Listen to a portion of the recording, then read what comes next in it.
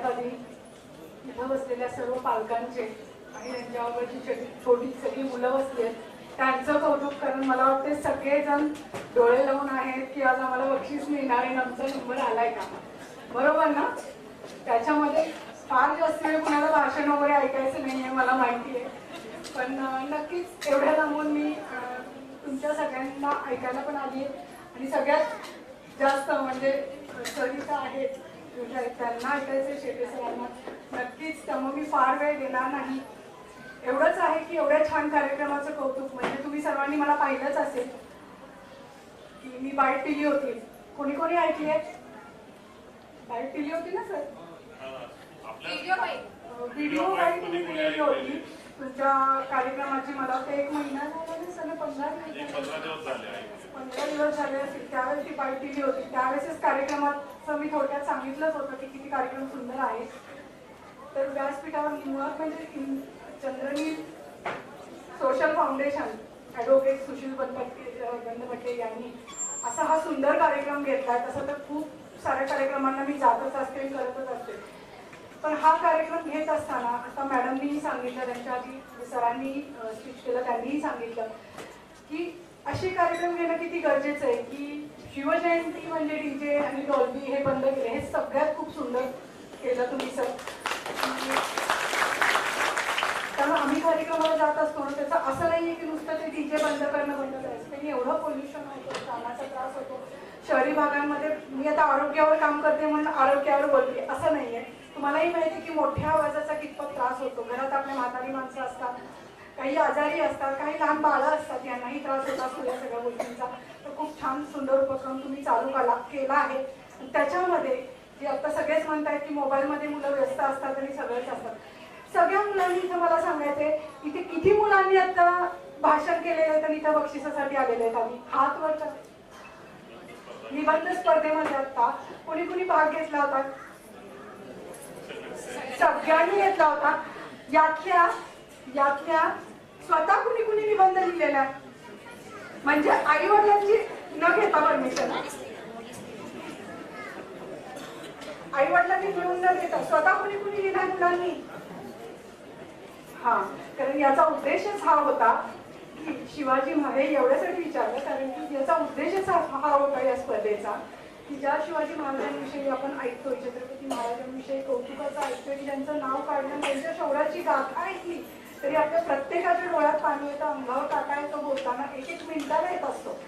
अशा महाराजांना कसं घडवलं जिजाऊ मातांनी किंवा जिजाऊंनी कसं घडवलं, ते जिजाऊ कशा होत्या, ते शिवाजी महाराज कसे होते, त्यांचं चरित्र कसं होतं, ते त्या काळामध्ये महिलांना सन्मान कसं द्यायचा. म्हणजे आता मॅडमनी सांगितलं की तुम्हाला जर गरज पडली, पडू नाही गरज पण पडली तर तुम्ही माझ्यापर्यंत पोचा, हे त्यांनी सांगितलं, त्यांनी त्यांचं काम केलं. पण नक्कीच जर तुम्ही ते जर शिवाजी महाराजांचा आता निबंधाच्या रूपाने जर थोडासा जरी अभ्यास केला असेल तर तुम्हाला कळेल की त्या काळात महाराजांच्या दरबारामध्ये स्त्रियांना किती महत्व होतं, किती सन्मान होता, किंवा त्या काळी त्यांची तत्व कशी होती, ती थोडी जरी आपल्या सगळ्या मुलांमध्ये आली. आत्ताच्या असं मी नाही म्हणत की फक्त मुलांमध्ये झालं, त्याच्यात मोठ्यांनाही गरज आहे. आपण आजकाल रील्स बघतो, कितीही नाही मोबाईल म्हटलं तरी आपण मोठे रील्स बघतो, मोठे मोबाईल बघतो, छोटेही बघतातच बघतात, पण इथले सगळेजण आपण आहारी गेलेलो आहोत. नाही म्हणायचं नाही, ऍक्सेप्ट करायचं. तर त्या रील्समध्ये आपण पाहतो की पुण्या मुंबईमध्ये अशा ठिकाणी कोणीतरी घेऊन फिरत असतं, महाराजांची हिस्ट्री विचारताना अचानक नाही रोडवर फिरत असतात. महाराजांच्या आई कोण होत्या सांगा, त्यांच्या बहिणीचं नाव कोणाला माहितीये का, त्यांच्या मुलीचं नाव कोणाला माहितीये का, आणि त्यातले जर 10 जणांना विचारत असतील तर मला वाटते 9 जणांना करेक्ट आन्सर येत नाही. येतं का?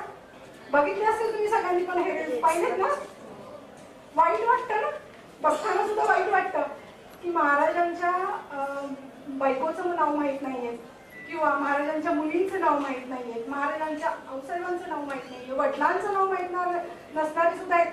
अरे हाईट सोडा, शिवाजी महाराजांचं संपूर्ण नाव छत्रपती महाराजांचं माहीत नसणारे आपण पाहिले. मग मी नाही म्हणत की इतिहास किंवा सखोल अभ्यास तुम्ही केला पाहिजे, पण असे तुमच्यासारख्यांचं कौतुक आहे की तुम्ही या स्पर्धा घेता.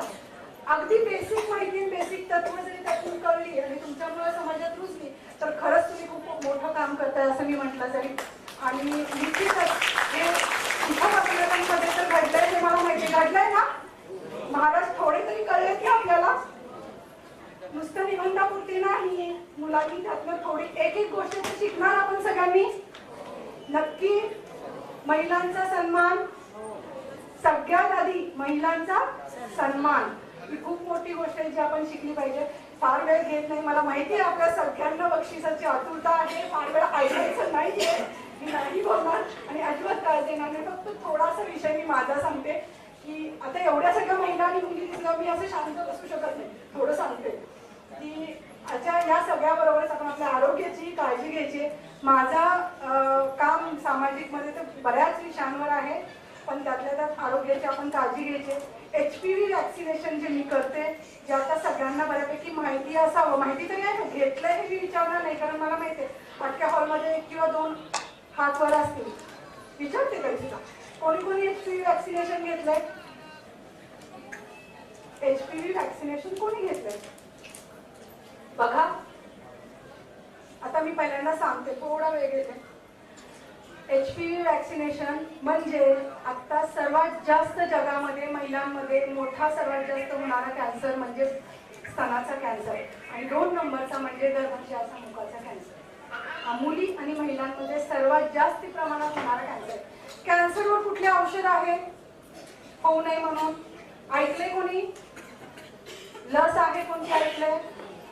पण महिलांमध्ये जो सर्वात जास्त प्रमाणात पसरतोय, खूप फास्ट पसरतो, त्याच्यावर लस आहे की तो होऊ नये म्हणून? आणि हे आपल्याला माहित सुद्धा नाहीये. घेतलंय का हा प्रश्नच नाही विचारला पाहिजे होता. माहित आहे हे पण नाही आपल्याला माहिती. ठीक आहे, या निमित्ताने HPV फार काही मी याच्यावर बोलत नाही कारण हा मोठा अभ्यासाचा विषय आहे. HPV लस ही नक्कीच सगळ्यांनी आपल्या स्त्रीरोग तज्ज्ञाकडनं घ्यावी.